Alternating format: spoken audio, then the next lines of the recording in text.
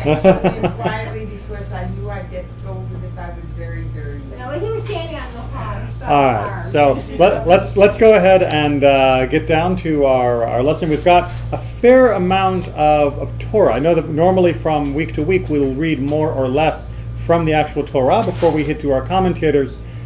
We've got a lot of Torah to go through in order to be able to understand the commentators, and so I want to get rolling. We are in Parashat Ki Tavo, which has a lot of wonderful things. In years past, in this class, we've focused an awful lot on the Bikurim, the bringing of the first fruits to the temple, the celebration of the new productivity of the land, and the wonderful connection to the land of Israel. And partly that's because I've been avoiding the subject we're going to look at today. Because the whole second half or more of Ki Tavo is filled with curses. And there are curses in general of cursed is such and such who does such and such. And then there are curses that are aimed nationally. And the section is gut-wrenching in every sense of the word. But I think it's time to read it so that we can understand it and so that we can see how it fits into the broader Jewish feelings towards God, towards Torah, towards life. So we'll roll up our sleeves and we will undertake this task together. So to start off with then, we're going to leap right in to chapter 28, which is page 1148 if you're in the Eitz Chaim. Chapter 28 of Deuteronomy if you're in any other Chumash or Torah or Tanakh or whatever other edition you've got. Chapter 28. And we're going to do a little compare and contrast in the text here. So, I need a volunteer, someone who can read some rather difficult passages for us this morning. Thank you, Kathy. Where am I starting? 28, verse 1. Now, if you obey the Lord your God to observe faithfully all his commandments, which I enjoin upon you this day, the Lord your God will set you high above all the nations of the earth. All these blessings shall come upon you and take effect, if you will but heed the word of the Lord your God. All right, so we're going to get a list of blessings, and the blessings are going to be the repercussions. They're going to be the effects of our faithfulness to the mitzvot, our allegiance to the covenant. And the blessings are? Blessed shall you be in the city, and blessed shall you be in the country. Blessed shall be the issue of your womb, the produce of your soil, and offspring of your cattle, the calving of your herd, and the lambing of your flock. Blessed shall be your basket and your kneading bowl. Blessed shall you be in your comings, and blessed shall you be in your goings. The Lord will put to rout before you the enemies who attack you. They will march out against you by a single road, but flee from you by many roads. The Lord will ordain blessings for you upon your barns and upon all your undertakings. He will bless you in the land that the Lord your God is giving you. The Lord will establish you as his holy people, as he swore to you, if you keep the commandments of the Lord your God and walk in his ways. And all the peoples of the earth shall see that the Lord's name is proclaimed over you, and they shall stand in fear of you. The Lord will give you abounding prosperity in the issue of your womb, the offspring of your cattle, and the produce of your soil in the land that the Lord swore to your fathers to assign to you. The Lord will open for you his bounteous store, the heavens, to provide rain for your land in season and to bless all your undertakings. You will be creditor to many nations, but debtor to none. The Lord will make you the head, not the tail. You will always be at the top and never at the bottom. If only you obey and faithfully observe the commandments of the Lord your God that I enjoin upon you this day, and do not deviate to the right or to the left from any of the commandments that I enjoin upon you this day, and turn to the worship of other gods. All right, thank you. So a long run and some good stuff in there, right? And if we're going to summarize it, and I'm going to take the liberty of doing so, the blessings really are blessings of prosperity, protection, and place, or you could say purpose. Right? We are going to have abundant fruits from our fields. We are going to have great flocks and herds. Our families are going to do well. Everything is nice. those that try to attack us will be routed. Those that we contend with will be put to rout as well. And we will have a place in the world that is esteemed, and we will have a purpose in life of fulfilling Torah, of being God's people, to carry Torah. Everything that you could possibly need to be happy will be there, right? That's a blessed life. If you have prosperity, if you have protection, if you have a place or purpose in the world to which you are proud of, what else do you need? Not a bad bargain, right? We could all say yes, I hope. However, and the however is going to be exceptionally longer than the first half here. The other hand is a much bigger hand. But if you do not obey the Lord your God to observe faithfully all his commandments and laws which I enjoin upon you this day, all these curses shall come upon you and take effect. Cursed shall you be in the city, and cursed shall you be in the country. Notice the parallels from what was just read. Cursed shall be your basket and your kneading bowl. Cursed shall be the issue of your womb and the produce of your soil, the calving of your herd and the lambing of your flock. Cursed shall you be in your comings, and cursed shall you be in your goings. The Lord will let loose against you calamity, panic, and frustration in all the enterprises you undertake, so that you shall soon be utterly wiped out because of your evil doing in forsaking me. The Lord will make pestilence cling to you until he has put an end to you in the land that you are entering to possess.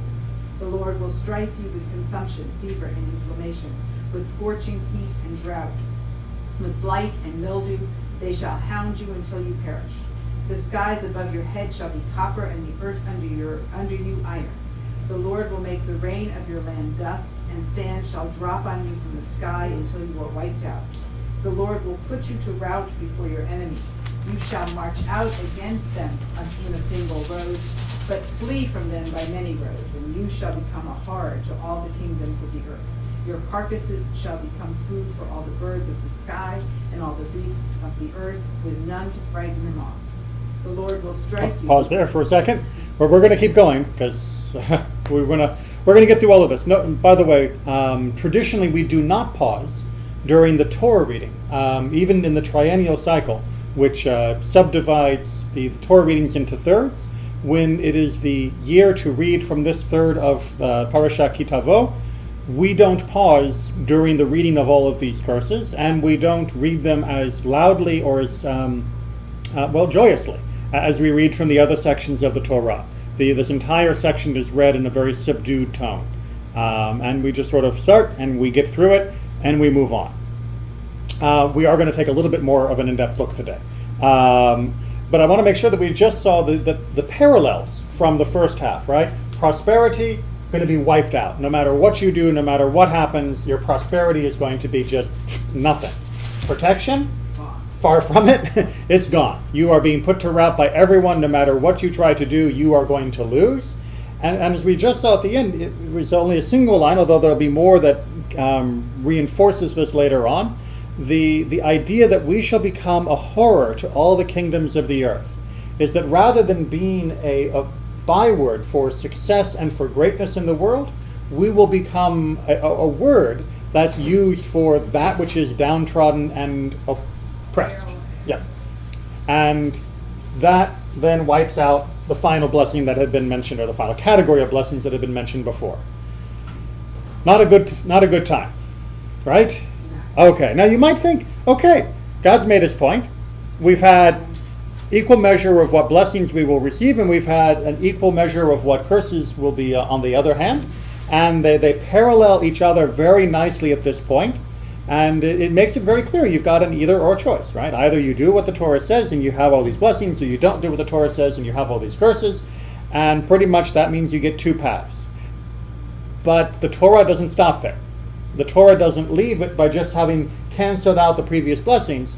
It goes into much more detail on the curses than it ever does on the blessing side. Keep reading. The Lord will strike you with the Egyptian inflammation, with hemorrhoids, boil scars, and itch from which you will never recover. The Lord will strike you with madness, blindness, and dismay. You shall grope at noon as a blind man gropes in the dark. You shall not prosper in your ventures, but shall be constantly abused and robbed, with none to give help. If you pay the bride price for a wife, another man shall enjoy her. If you build a house, you shall not live in it. If you plant a vineyard, you shall not harvest it. Your ox shall be slaughtered before your eyes, but you shall not eat of it. Your ass shall be seized in front of you, and it shall not be returned to you. Your flock shall be delivered to your enemies, with none to help you. Your sons and daughters shall be delivered to another people while you look on, and your eyes shall strain for them constantly, but you shall be helpless. A people you do not know shall eat up the produce of your soil and all your gains. You shall be abused and downtrodden continually until you are driven mad by what your eyes behold. The Lord will afflict you at the knees and thighs with a severe inflammation from which you shall never recover, from the sole of your foot to the crown of your head. Wow. Right, just making sure we can digest a little bit of this.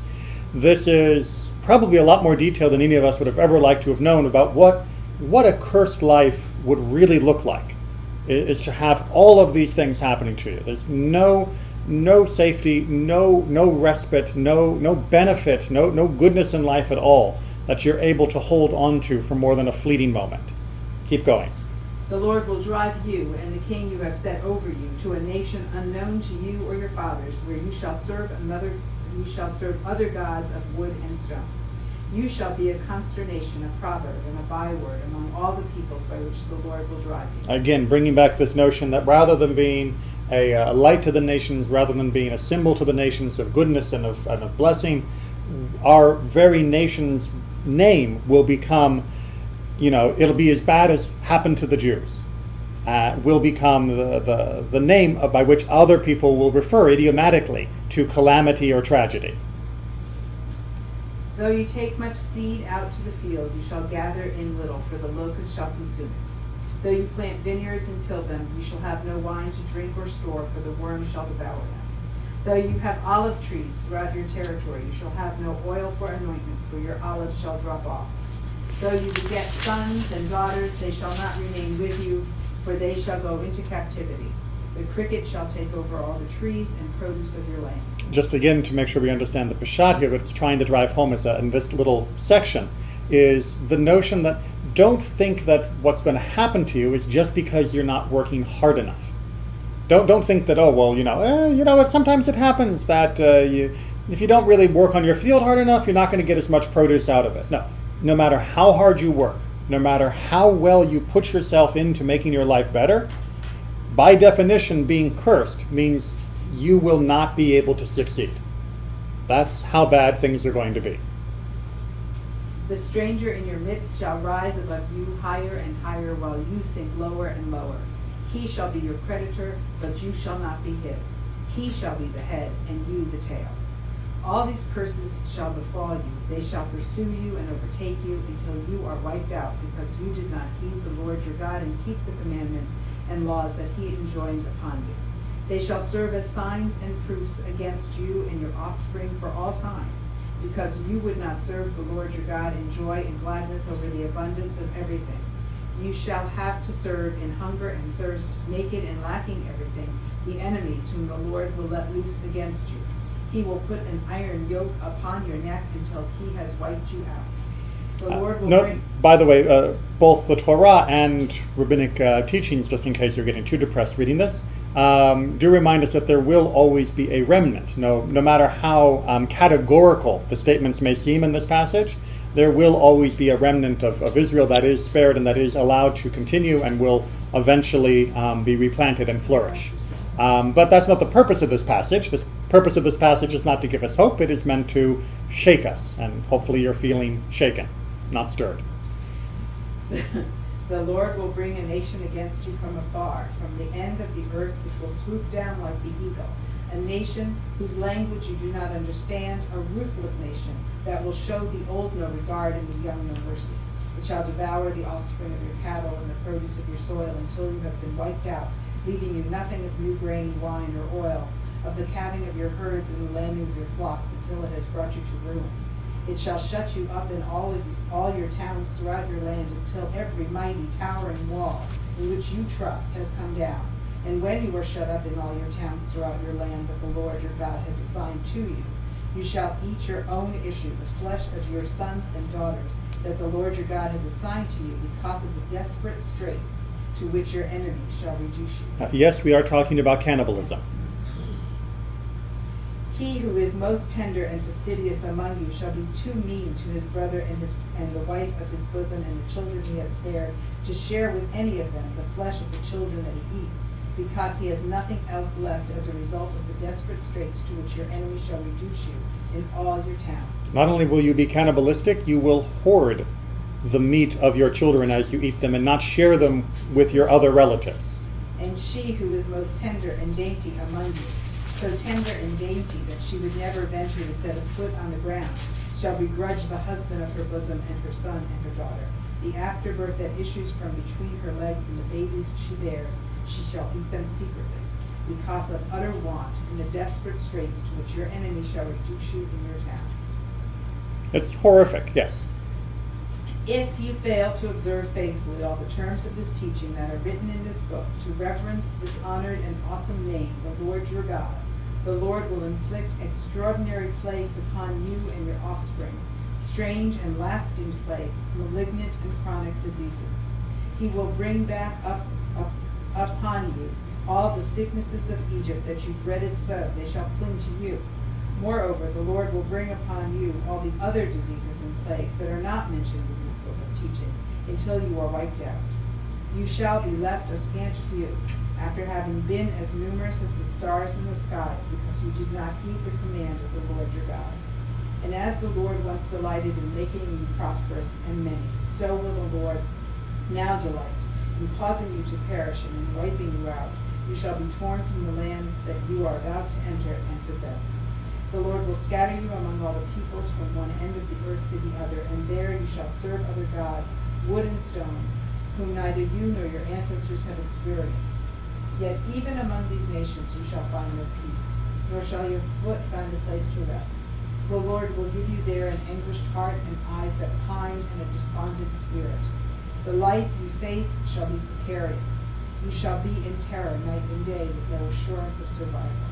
In the morning you shall say, if only it were evening, and in the evening you shall say, if only it were morning, because of what your heart shall dread and your eyes shall see. The Lord will send you back to Egypt in galleys, by a route which I told you you should not see again. There you shall offer yourselves for sale to your enemies as male and female slaves, but none will buy. Okay, take a deep breath. Rather horrific things, yes? Yes. But is it entirely unfamiliar?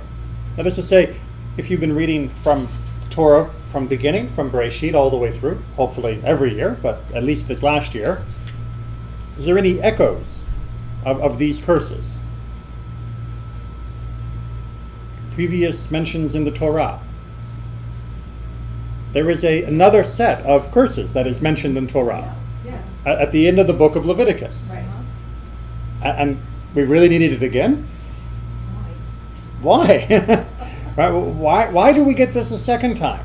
And why here with Moses trying to give his farewell speech? Why go into such graphic and horrible, violent detail about what will befall our people? Well, partly because this is his last time to make whatever impression he can possibly make. He's not going into the land. Right. He's got to make his point and make it as graphically, evidently, as he can. So definitely one main explanation is Moses is putting the ultimate, this is what it all comes down to, into the minds of the Israelites. You can follow God and have all these wonderful things, or you can fail. And just in case you think not having these blessings means that life will be neutral, understand there is no neutral. You're either going to be at the top or you're going to be crushed mercilessly underfoot in all of these horrible graphic ways. There is no 0 point. It's blessing or curse. There is no such thing as just getting by. And therefore, do it. Do it for the blessing and do it to avoid the curse. Make sense? Maybe? Okay. Hopefully by the end we'll see that explanation is rejected. So don't get too comfortable with that. But I want to talk another reason of why this might be read around-ish this time. And this comes from the Talmud. So Kathy, if you can keep reading so I don't have to pick on anyone else. Rabbi Shimon ben Elazar says, Ezra instituted for Israel that they should read the curses in Leviticus before Shavuot and those in Deuteronomy before Rosh Hashanah. Why? Abaya or Reish Lakish said, in order that the year and its curses should be finished. Okay, so we have two sets of curses, one in Leviticus, one here in Deuteronomy, Devarim.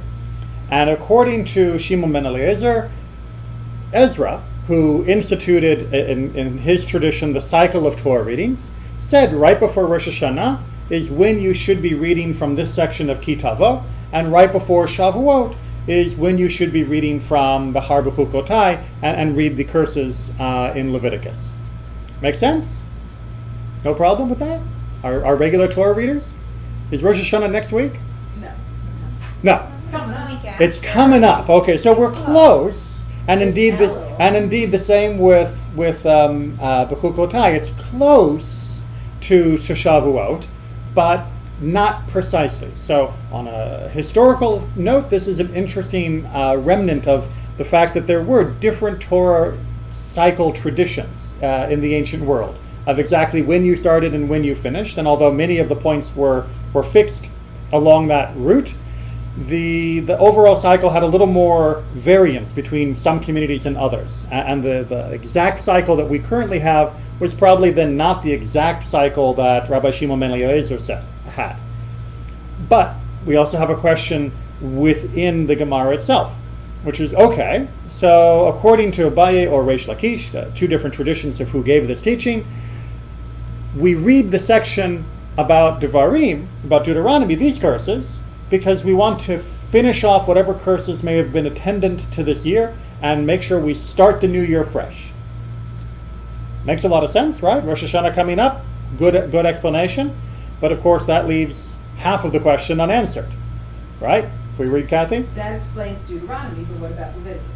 Is Shavuot a new year? Right? Rosh Hashanah is a new year. Shavuot's not a new year, right? Well, yes, actually it is. Shavuot is also also a new year. Sorry, is also a new year. As we have learned, at 4 seasons of the year the world is judged. At Pesach through grain, at Shavuot through the fruit of the tree, at Rosh Hashanah all who enter the world pass before him like troops, and on Sukkot they are judged through water. Right, so we've got 4 new years, says the tradition. We've got Pesach, where you figure out what's going to be coming for your grain. That's supposed to be a picture of grain. I'll leave the fruit to other people. You've got Shavuot, where you find out what's going to be happening for your fruit, which is ripening during this part. Let me point that out. The grain is ripening in this time, so you get judged at Passover to know what's coming next. You get your fruit begins to start coming into full ripe during this time, and so you're going to be judged at Shavuot to find out what happens to your fruit. And I'm running out of space. At Rosh Hashanah, the people get judged for what will be their personal destiny, as it were, and then and that's going to be for the whole year. And then for Sukkot, I don't know how to draw water. There we go. You get judged on water, which is talking about rain, about what will happen during the whole winter season, which is when the rain is falling in order to make sure that the new crops will be growing and harvested right at the beginning of Pesach. So there are constant points, checkpoints through the year where the world gets judged for the next phase of what blessings would be coming or what curses might be coming for that new stage in the year. Make sense? Maybe? Okay, so therefore it makes perfect sense that we would read curses right before these different sections so that we can understand either A, to repent and change our ways to make sure we get a good judgment at each of these points, or B, understand what we did wrong so that we can understand the curse that's happening during these zones because we missed it and the judgment went against us. But we don't. We only have 2 sections. But we don't. We only have 2. So unfortunately, we don't actually have 4 sections of curses. I don't know if I can say unfortunately. Unfortunately for this, this particular explanation, we don't have 4 sections of curses to read that line up perfectly. We only get 2. But this is probably aimed much more trying to teach us something about our own feelings connected to the blessings that happened in life than it is to teach exactly how the Torah readings are broken down, which is often the case. So we're starting off here with that very clear idea that was sort of articulated already, that this section of curses is important for the people of Israel at Moses' departure so that they will understand what is happening to them in the future and know why the blessings come or why the curses come. And this kind of reinforces it, doesn't it? That we're reading these sections at certain times of the year, even if it's not a perfect one-to-one connection, in order to remind us of why the blessings or curses that are around the corner are going to be there. Does that seem roughly parallel? Am I making the case here? Right? Moses wanted to tell the Israelites in general what would or wouldn't come based upon their actions. The Torah readings, according to Shimon ben Eliezer, line up, at least half of them, in order to also let us know what's coming, blessing or curse-wise, and what it's dependent upon, meaning our connection, our fulfillment of Torah. Yes? No? Maybe? Okay. Well, let's take a look at a little bit more of how this plays out in some of the commentary. Your life will hang in suspense because of uncertainty. So right at the end of what we just read, Kathy read, chapter 28, verse 66, right, it says, the life you face shall be precarious. Now this is a very nice translation of verse 66, but Teluim can mean precarious in its intent, but it lacks the word precarious lacks the same nuance that the Hebrew word means. The Hebrew word means literally to be suspended, to be hanging like by a thread. So precarious, I think, does capture that feeling very well, but it doesn't explain the midrash. So we have to feel that things are just hanging on. That's what your life is going to be like. Your life will be in suspense. It'll be suspended. So actually, I guess really the English word suspense captures that nuance a little better. And what does that mean? Perhaps I will die today by the sword that is befalling us. That you'll be living day by day, saying, every time you wake up, you open your eyes and it's like, today might be the day. I have no idea whether I will see nightfall because I may die today. And to live in that constant state of apprehension because of very real threats. It's not paranoia when people are trying to get you. And that's what the condition of life will be like. And the rabbis try to explain, what does that mean for the average person? Because most of us, even during wartime, even during famine, don't feel like we could die today, every day. We tend to sort of drift into a sense of morbid complacency. So they try and bring it a little bit more closer to our average situation. Our rabbis explain this verse as referring to one who purchases produce from the marketplace. And go ahead and read the second half of the verse and its explanation from Rashi. And you will not believe in your life. This refers to one who relies on the shopkeeper. Okay. What's that? I don't get that. Marketplace, shopkeeper? Oh, so you people are so disassociated from your agrarian roots. So there are 3 ways to support yourself in life. Right? Either you have a farm, or you go to the shuk and the farmers are selling it to you there, right? Let's call it the farmer's market. Or you go to Publix or Winn-Dixie, to the actual store, and it is another step yet removed, right? So if you are a farmer, do you know whether you will have enough food today? Yes. Absolutely. You know you'll have enough food today because you grew it. You can look in your barn, you see how much food is there. You can probably plan out how much food you're going to have for a year, maybe even more depending upon your storeroom. So you have a sense of surety, a sense of belief in your ability to continue to put food on the table day in, day out for a long range of time. If you can purchase from the farmers at the market, well, your life is going to be dependent upon their farming, which you have no control over. But you do reasonably know that you can purchase quite a lot of food from the farmer's market. So you'll probably be okay. Now you can't buy enough food to last you for a year at the farmer's market, you're probably going to be last you maybe a month or something like that.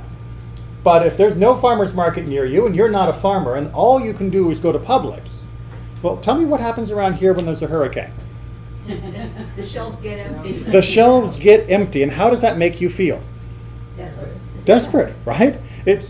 Publix would be empty in 2 days if the vans and truckload of food that was coming in from the farm and then from the farmers' distribution centers to the store, within 2 days, every single supermarket would be empty because the food constantly needs to be replenished, and it's being replenished in a way that you have no control over. And that's the metaphor that the rabbis are trying to use to help us understand what it is to be living without a sense of security. If you don't know that you're going to have food 2 days from now, you're not sure of your life. That's what it means to wake up and say, I don't know what tomorrow will bring. I don't know what today will bring. Maybe I'll go to the store and the shelves will be bare. And I have no control over putting food on those shelves, which means I have no control over whether I'll eat.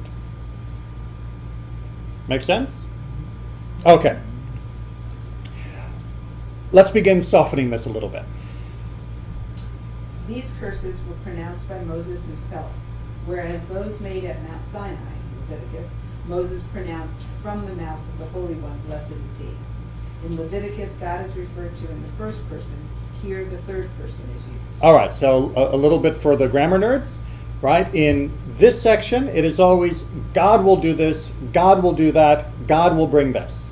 If you go back to Bechukotai and you read the curses there, it is written in the first person.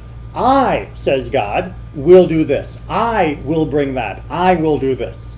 And so the sages are saying, okay, so here, this is Moses' interpretation. This is Moses' divinely inspired version of what God has conveyed to us for the curses. It's Moses' spin, his attempt to teach it in a way that will be understood. But in the process, he's going to soften it. I know it didn't feel soft. but read. Moses made his curses milder, for he expressed them in the singular form. So first thing that he made it milder, he didn't say, this is going to be for everyone. He said, this is going to be for you. Now, in Hebrew, it's very clear when you're reading a you statement that refers to one person and a you statement that refers to everybody. And if you're not familiar with that Hebrew pronoun thing, go to our website under Learning. There is a little web app that will help you learn some of your Hebrew pronouns. And you'll see that Hebrew pronouns give a lot more information than English pronouns do. So because it's singular, it's reminding us that this is something that some people will experience and some people won't. If it had been in the plural, then it would have been sort of all of you are going to be going through this. Does that make sense? Sort of the difference between y'all and all y'all, at least that's as it was explained to me, right? Y'all can be singular, right? Y'all going to come, you're asking one person. Are all y'all going to come? You're asking everybody what's going to happen. And so in this particular case, Moses has narrowed the curses to not include every single person within the nation of Israel. But it gets softer still. Furthermore, in this curse, Moses made his milder, for in the first curses God said, your skies like iron and your earth like copper, that the skies will not sweat just as iron does not sweat. There will be drought in the world. But the earth will sweat just as copper sweats, thereby causing its fruits to rot. Okay, let's make sure we understand the idea here. According to Leviticus, the skies are iron and the earth is copper. And that is meant to mean, according to this interpretation, that just as iron doesn't get moisture on it, doesn't have the same type of condensation that you see from copper vessels, it means that the sky is not going to rain at all, but the ground will be like copper, which does get condensation on it, and that means there's going to be water on the ground that will cause a blight that will rot your produce. So you've got the worst of both worlds. You've got no rain coming from the top, and you've got just enough water on the ground that can cause rot. So you don't even get to go with dry fruit. It's bad all around. Whereas Here scripture says, your skies copper and your earth iron. It's reversed, right? Notice that? That the skies will sweat, and thus, even though they will not pour down rain, there will not be a consuming drought in the world. And also, the earth will not sweat, just as iron does not sweat. Thus, the fruits will not rot. Right, so it's reversed. So you will get a little water from the sky, meaning the drought is not going to be 100% and total and complete. And you're not going to get the ground wet rot that would ruin the produce that comes from the ground that would otherwise be destroyed by that kind of mold and blight. So it's not going to be good, but it's not as 100% total bad as what's mentioned in Leviticus. It is nevertheless a curse, for whether it is like copper or whether it is like iron, it will not produce fruit. And similarly, the skies will not pour down rain. But it's still a curse. And it's softened, but it is still bad. It's not what we want. It's still a negative, but it's like a negative 75 rather than a negative 100. Yes? I don't see a lot of people really excited about this mitigating circumstances. No, it still sounds bad. Still sounds bad. Okay, well, let's see if we can work on that still. From here we learn that the Holy One, blessed be He, does not rejoice over the downfall of the wicked. For in our verse, it does not say... We're going to pause real quick because we got to get a little grounding in the verse itself. Okay. So from here, what here is this? We're looking at verse 63, which is on page 1156 near the bottom. Verse 63 of verse 28. Now, in context and translation, it's not going to sound like what the commentary is about to say. So let me read the translation, and then as we go through the commentary, I'll point out where the translation made its choices and how that completely obliterates what the commentary is trying to tell us, which is why sometimes we need to look at the Hebrew. So in the translation it says, "And as the Lord once delighted in making you prosperous and many, so will the Lord now delight in causing you to perish and in wiping you out." Right? So God was happy when He gave us, I've erased them, when He gave us the blessings. And this translation seems to imply God will be happy when He causes us to suffer under the curses. Right? That seems to be what the translation is saying. Well, as we're going to see from the commentary here, that's not what the Hebrew is saying. Onward. For in our verse, right? Yeah. Sorry, He does not rejoice Over the downfall of the wicked, for in our verse. But God isn't happy when the wicked get punished. That doesn't make God go, woohoo! It's not happening. It's not Hamas. Yes. He's not Hamas. A good comparison, although I would shudder to make that in any other context. It does not say Yasus in the simple conjugation rejoice, but rather Yasis in the causative conjugation cause to rejoice. All right, so if everyone remembers back from their Hebrew class days and learning about the different binyanim, the hifil binyan is what's known as the causative binyan, often, which means it's the binyan when you cause someone else to do something, right? So kotev means I'm writing, but lehachtiv would mean to dictate. You're causing someone else to write. And it just so happens, although JPS obliterates it, that in this particular verse, if you look very carefully at the first section, it says God rejoices in the blessings, but when you get down to this part about the curses, it is yasis. God causes to rejoice about the curses, which is going to leave us scratching our head because we don't have a direct object here. Whom is God causing to rejoice about our sufferings? And that's where the commentary continues. God will make others rejoice over your downfall because you acted wickedly, while He Himself will not rejoice over your downfall. So we got that point?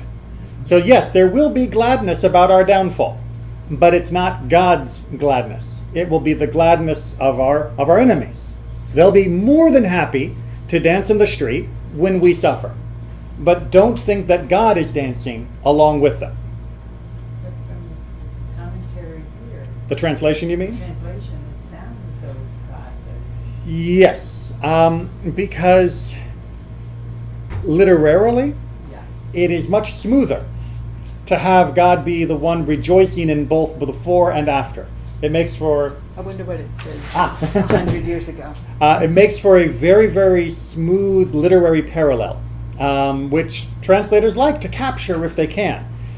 the problem with this, and in many places with translations, is the attempts of the translator to smooth the literature into nice, fluid, and pretty English often results in smoothing over some of the bumps and grooves in the original Hebrew that caught the attention of our commentators, that caught the attention of the sages.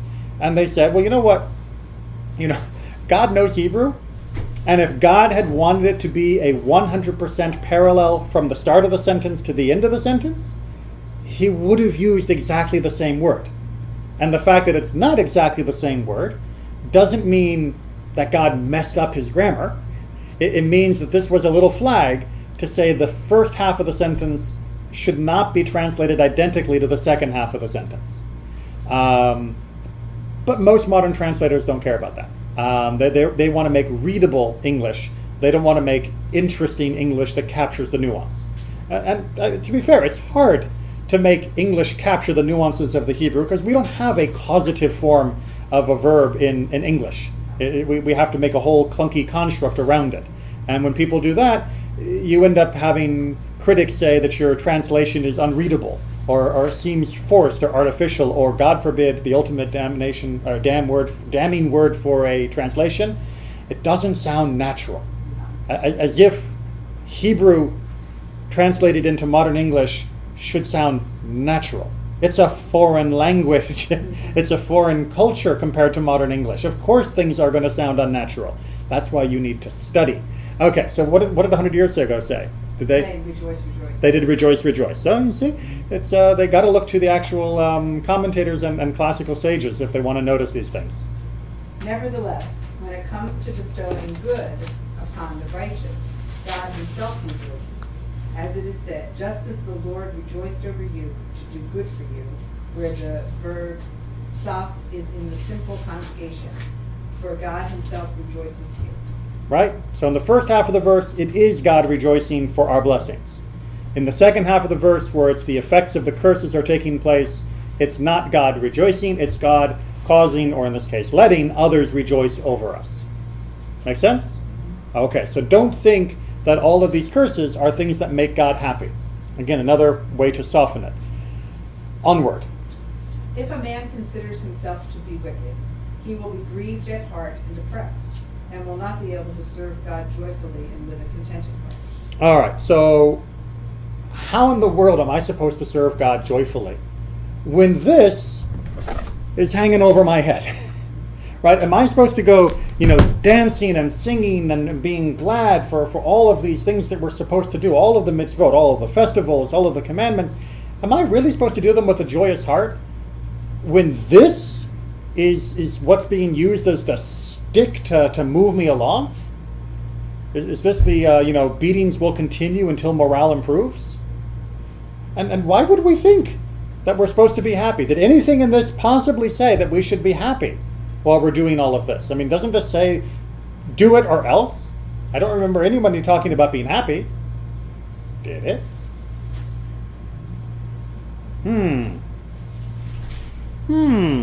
Did it? What's that? Anyone want to double check? Nothing about happy. Well, if you go to page 1154, Verse 47. and you go to verse 47.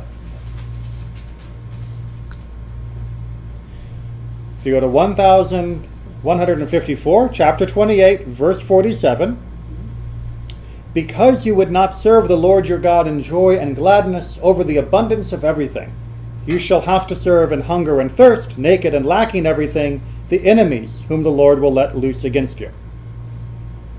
Okay? Now, in Peshat, in context, in its simplest possible form, without trying to read the rest of the Torah and the rest of the Tanakh and the rest of Judaism into it, this is probably meant as an ultimate critique. That is to say, while you were happy, because you had everything, you chose not to serve God. And if you wouldn't serve God when you were happy, then you'll serve your enemies in misery. It's probably meant as an ultimate criticism. I mean, after all, is it easier to celebrate and to fulfill the commandments when you have erase my trumpet, and when you've got your blessings and prosperity, when you've got your protection, when you've got your sense of purpose and place in the world? Does having all of those make it easier or harder to serve God? Harder.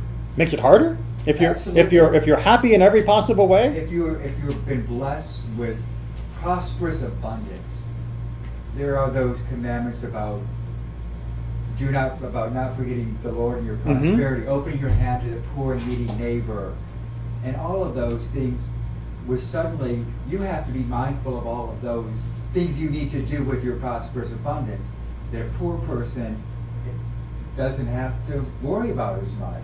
All right. So it becomes harder in that context. So speaking from within the Torah, you're absolutely right. Speaking from the normal reflection of human condition, most people generally assume I'll be more observant, I'll learn more, I'll celebrate better when they need it. when I get a promotion, when I have more free time, Right. when the kids are off at college, when all the perfect conditions of my life come into absolute conjunction and my life is exactly the way it should be, then I'll be as good as I should be. We rationalize it to ourselves. Or we turn to our faith in times of crises and when we've suffered a great loss and disruption. Right. Then suddenly, okay, Lord, now I Right. need you. And the Torah reminds us that, in fact, the opposite is true, Yeah. but it also reminds us that God is going to call our bluff. That is to say, we will get prosperity, we will get protection, and we will have a place in the world that is second to none. And then God's going to see what we do with it. And if we mess up under those circumstances, then the hammer comes down. Now that's probably what it means in Peshat in its own context. But that's not the way that our tradition reads this section. Because that still reads like a threat. Right? Yeah, okay. You're telling me that you're too poor, you're too desperate to observe Torah. Fine, I'll keep you safe for a while. I'll give you plenty of food and all of that, and we'll see what you do.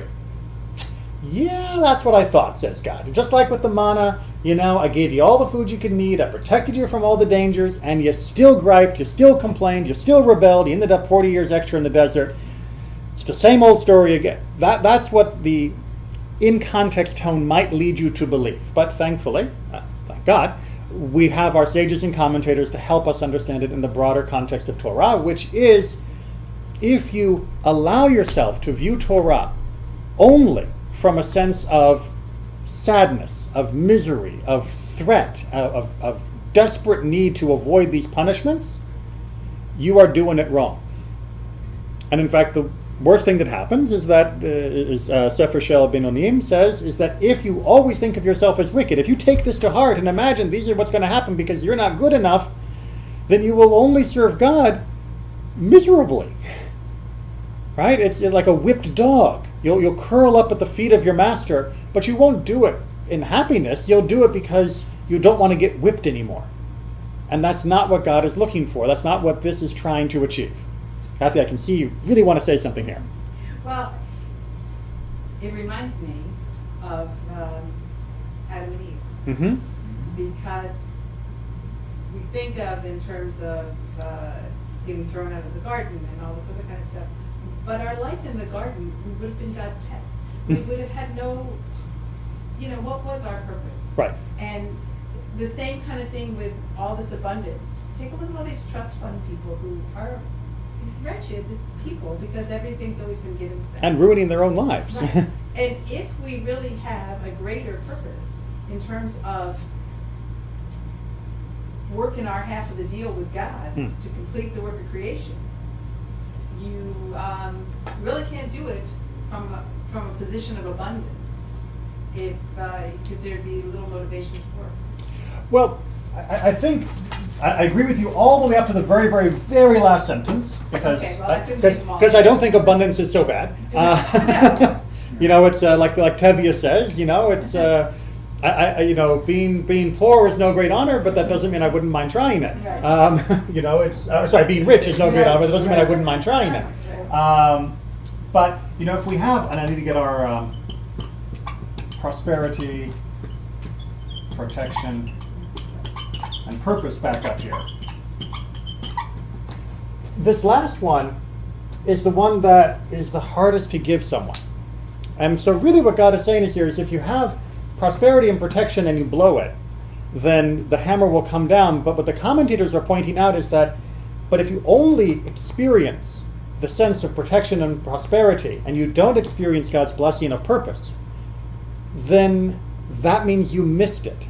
Because if you've experienced the sense of purpose, then sometimes, hopefully not too often, but sometimes even if we lack these, this can still translate to joy, despite the lack of prosperity and protection. And that's what we need to focus on. And this can't be taken. Which is why this notion of trying to turn it around so that we don't end up walking away from Ki Tavo feeling miserable about these horribly graphic effects of what our corruption will do to us. The sages wanted us to walk away still with the sense of serving God in joy, not with a sense of dread and fear, in the most negative sense of the word. We talked about the positive sense of the word fear a few weeks ago. This is the most negative sense that we're trying to avoid. All right, so let's go ahead and see a few more examples as we push our clock. The religious person never acts, speaks, or thinks without believing that he is observed by eyes which see and take note, which reward and punish. He is like one afraid and timid, who is at times ashamed of his doings. All right, so Yehuda Halevi in the Kuzari starts off, that sounds kind of like the negative side, right? You're worried about what you're doing. What if I'm not doing it right? Is God going to smack me? Am I going to be punished for this? I'm so ashamed of my failings. But that's not the dominant theme. But he is also glad and rejoices, and his soul exalts whenever he has done a good action. And then he tries to give more detail. Love and fear, no doubt, enter the soul by these means and are measured with the measure of the law. All right, let's make sure. Measured by the measure of the law is a really, really confusing phrase.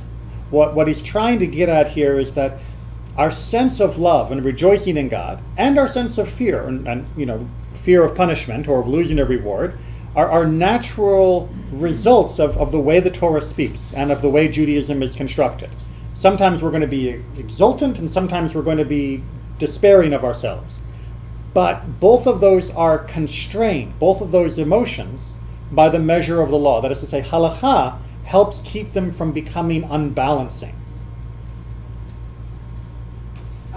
Lest the joy felt on Shabbat and holy days outstep its bounds and develop into extravagance, debauchery, and idleness, and neglect of the hours of prayer. Right, so okay, fine, we got joy, and we should feel joy, especially on Shabbat and our holidays.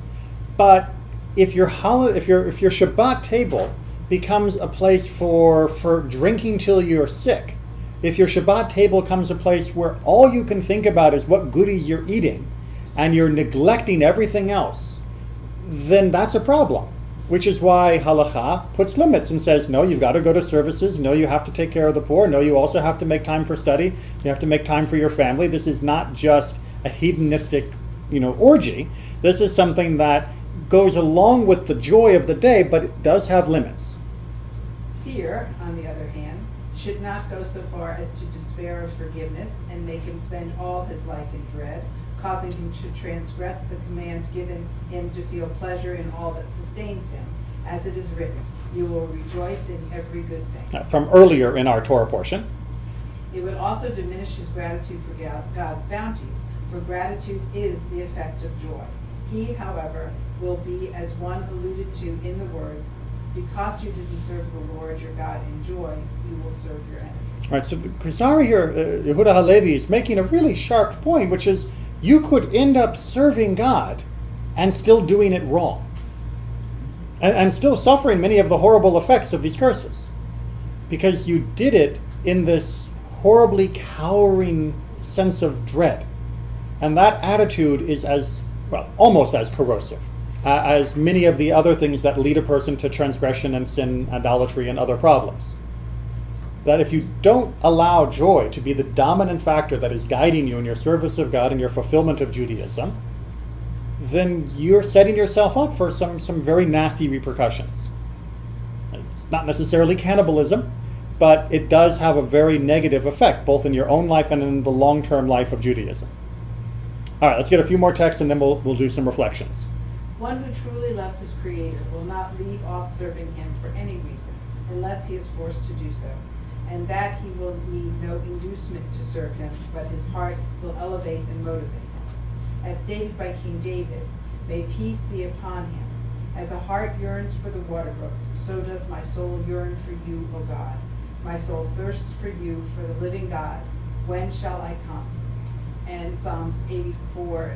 It's okay. There's a long list of in the source sheet for people to look at. Your mitzvot also are my delight. Right. So there's numerous examples, says Mesilat Yesharim, of verses from the Tanakh, let alone other classical sources of Judaism, that emphasize this love and joy of connecting with God and of being part of the fulfillment of the mitzvot, and that should be our dominant motivation. And that is what guides us and what has guided our people throughout the centuries to overcome all of the problems that were thrown at us, right? Because we had a sense of purpose, and that translated to joy, we were able to prosper spiritually, despite the lack of prosperity and protection that we had materially or physically. It wasn't just that we were stubborn. Yeah, we are stubborn people, but it wasn't just that we were stubborn. If you think about how is it that we have endured for 2,000 years of exile, of being scattered among the nations, it's not just dumb luck. And it's not just because we were so afraid of giving up on Judaism because it would get worse. How could it have gotten worse? Right? We didn't want to give up on Judaism because our life would get worse. So the people who were offered the choice of converting to Catholicism or dying in the Inquisition, how would it have been worse for them if they had converted?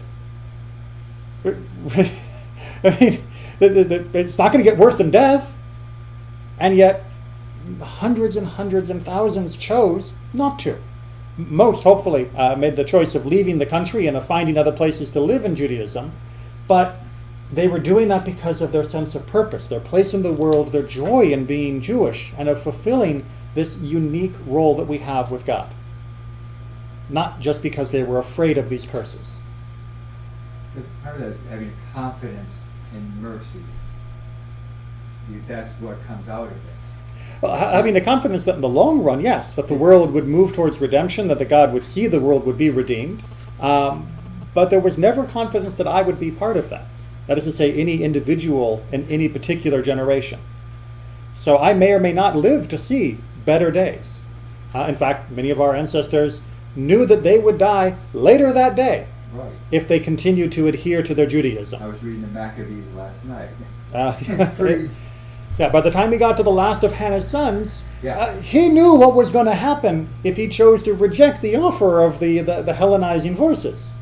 And yet he still chose to reject it. And he didn't do that because he was more afraid of God than he was of the spear. He did it because he had a sense of purpose, which gave him a sense of joy, which allowed him to overcome the desperate situation he was in spiritually, even if physically they were still killed. It's horrible. It's harsh. But it's important to understand that that is the antidote to the curses that are being described here. And it's the antidote that allows us to overcome what caused the curses to transpire in the first place, which was a forgetting of Torah as the centerpiece of our life, because we only looked at Torah as being part of a calculation of what would be good or bad for us.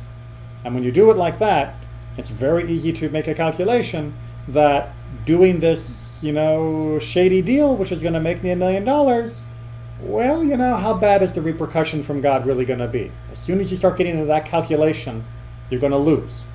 Whereas if this is your calculation, taking that shady deal for $1 million completely destroys the source of your root joy, what good is the $1 million going to do you? Especially if you have trust fund children who end up being miserable. We have seen so many people who have plenty that have no joy in their life. Yes. And why then would I sell what has given me joy and purpose in life for any tempting transgression, let alone for the ones that aren't even tempting? All right, let's just have one last little section here on some commentaries on Psalm 100, which we're going to quote the main line that's relevant to our teaching here. Serve the Lord with gladness, come before his presence with singing. There is a difference between one who serves God and one who serves an idol. The idolater is not joyous in his service because he isn't sure that he will receive a reward, and even if he does, it comes after the service and is not part of it.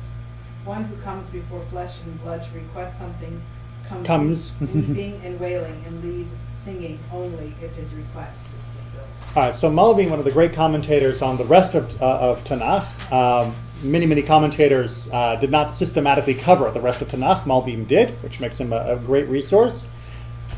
Notice what he says. Look at an idolater who serves their idol compared to someone who is serving God in the way that Psalm 100 and the way that the verses we've just been discussing in Deuteronomy guide us to do, which is with gladness.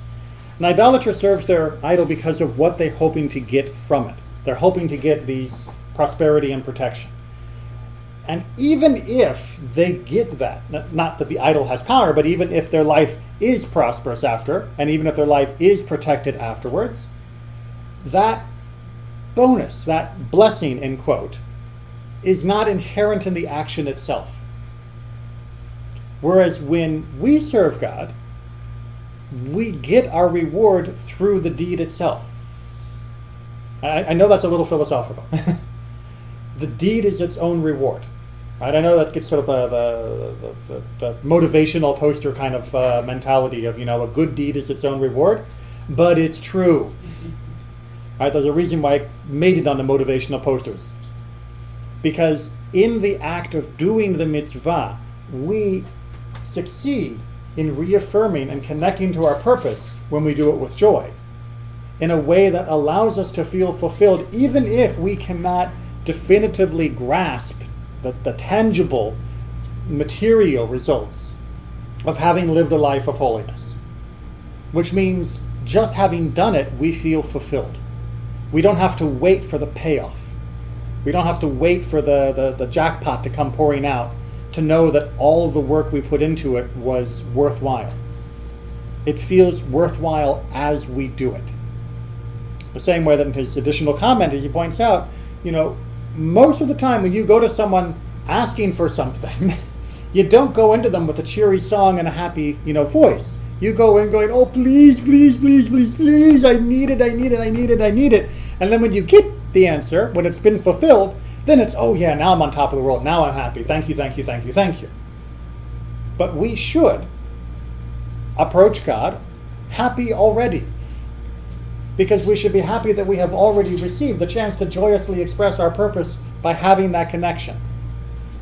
And that sustains us even if we don't feel the prosperity or protection at the present moment. We don't have to wait until the jackpot comes before we can sing. We can sing just because we had a chance to be in God's presence and to fulfill our purpose. Does that make sense? Yeah? It's not crazy, right? I know it's not what gets preached through the commercials. It's not what gets celebrated in most of modern culture. But most of modern culture is miserable. So there's a reason why antidepressants are constantly being advertised alongside all the other things that are supposed to make you happy. Exactly what was much of the teaching. There's joy, to discover the joy in the doing. Exactly right. Because we have the opportunity to do it. Discover the joy in the doing, you're kind of over the hump. Over the hump, exactly right. Then it's more of a downhill of doing your It faith, becomes and not a struggle of right. It becomes self-perpetuating. because you find the joy in the doing, Right. and that's kind of keeps you wanting to come back and do it again. But if you're constantly looking for the payoff, or you're constantly afraid of the punishment, then you go, by yourself destroy this. And guess what? The payoff is not going to be what you were hoping for anyway. So take heart. Move into high holidays with, yes, the sense of spiritual reflection that will help us do well for the new year, but with also a sense of joy and gladness. That's why God gave us Torah. Not so that we would be miserable and afraid, but so that we would sing, sing, sing. Take care. Oh.